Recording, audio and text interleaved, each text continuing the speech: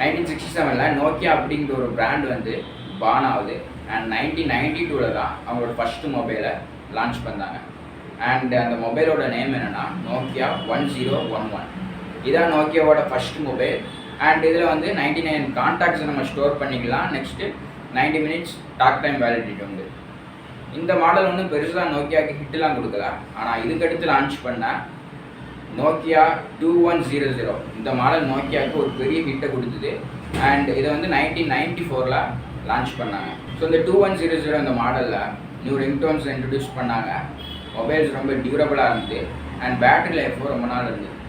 இதனால் நிறைய பீப்புள் இந்த மொபைலை வந்து பை பண்ண ஸ்டார்ட் பண்ணாங்க. இந்த பர்டிகுலர் மாடலோட சேல்ஸு ஓவர் 20 மில்லியனை கிராஸ் ஆச்சு குளோபலாக. அண்ட் இந்த பீரியட் ஆஃப் டைமில் நோக்கியாவோட க்ரோத் ரொம்பவே இன்க்ரீஸ் ஆச்சு. $8.9 பில்லியன் இருந்து $42.8 பில்லியன் இன்க்ரீஸ் ஆச்சு. அண்டு மொபைல் இண்டஸ்ட்ரியில் 40% ஆஃப் மார்க்கெட் ஷேரை நோக்கியா வந்து அந்த டைமில் கேட்ச் பண்ணாங்க. அண்ட் மொபைல் இண்டஸ்ட்ரியில் ஒரு குளோபல் லீடராகவும் இருந்தாங்க. Then you might think how did Nokia fall? 2007 apple அவங்களோட ஃபஸ்ட் ஐஃபோனை லான்ச் பண்ணாங்க with touch screen and new ecosystem. And இந்த பீரியட் ஆஃப் டைம்லேயே கூகுள் வந்து அவங்களோட ஆண்ட்ராய்டு சிஸ்டம் வந்து டெவலப் பண்ணிட்டு இருந்தாங்க. அண்ட் 2008 கூகுளுமே அவங்களோட ஃபஸ்ட்டு ஆண்ட்ராய்டு மொபைலை லான்ச் பண்ணாங்க. பட் இந்த மாதிரி காம்படிட்டர்ஸ்லாம் டெக்னாலஜிக்கு அடாப்ட் ஆகி புது புது டெக்னாலஜிஸை இன்ட்ரடியூஸ் பண்ணும்போது நோக்கியா மட்டும் அதே old software and old technology, keypads, traditional designs இதிலேயே ரிலே ஆகியிருந்தாங்க. இதனால் பீப்புள் என்ன பண்ணாங்கன்னா நோக்கியாவை யூஸ் பண்ண ஸ்டாப் பண்ணிட்டு நியூ டெக்னாலஜிஸ்க்கு அடாப்ட் ஆக ஸ்டார்ட் பண்ணாங்க.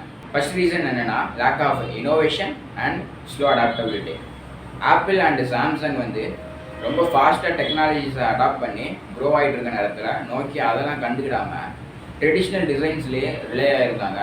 அதே சேம் கீபேட்ஸ் அண்ட் ஓல்டு ஓஎஸை யூஸ் பண்ணிட்டு இருந்ததுனால பீப்புள் எல்லாரும் மற்ற ஸ்மார்ட் ஃபோன்ஸுக்கு ஷிஃப்ட் ஆக ஸ்டார்ட் பண்ணாங்க. நெக்ஸ்ட்டு ஓவர் கான்ஃபிடென்ஸ் இன் பிராண்டு. நோக்கியா என்ன திங்க் பண்ணாங்கன்னா நம்ம ஏற்கனவே பீப்புள்கிட்ட வந்து ட்ரஸ்ட்டை பில்ட் பண்ணிட்டோம், நம்ம மொபைல்ஸ் தான் ரொம்ப டியூரபிள் ஆனது அண்டு நம்மளோட பேட்டரி லைஃபும் ரொம்ப லாங் லாஸ்டிங்காக இருக்குது. ஸோ இதனால் பீப்புள் இந்த ரெண்டு விஷயத்துக்காண்டி நம்மளை தான் சூஸ் பண்ணுவாங்க, மற்ற பிராண்ட்ஸை சூஸ் பண்ண மாட்டாங்கன்னு நினச்சாங்க.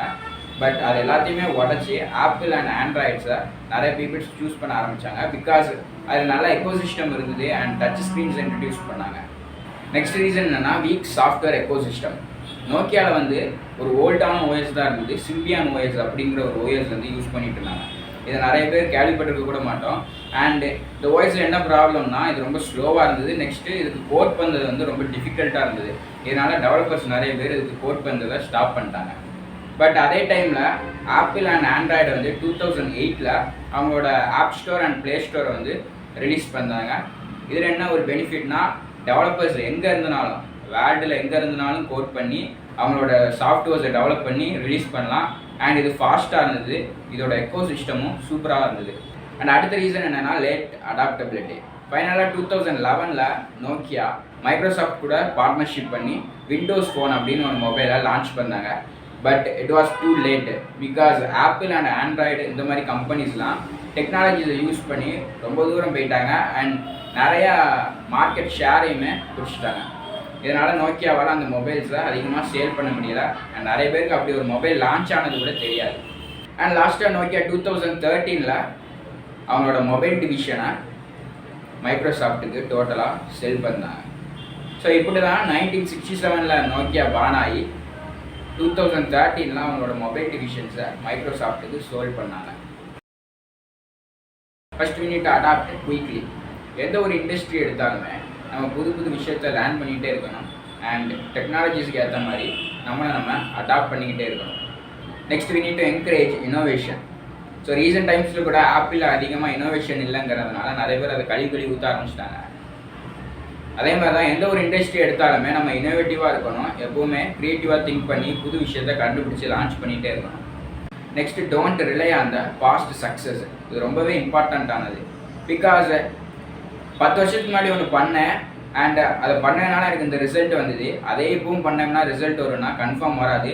பிகாஸ் டெக்னாலஜி வந்து இம்ப்ரூவ் ஆகிட்டே இருக்குது, பீப்புள் வந்து க்ரோ ஆகிட்டே இருக்காங்க.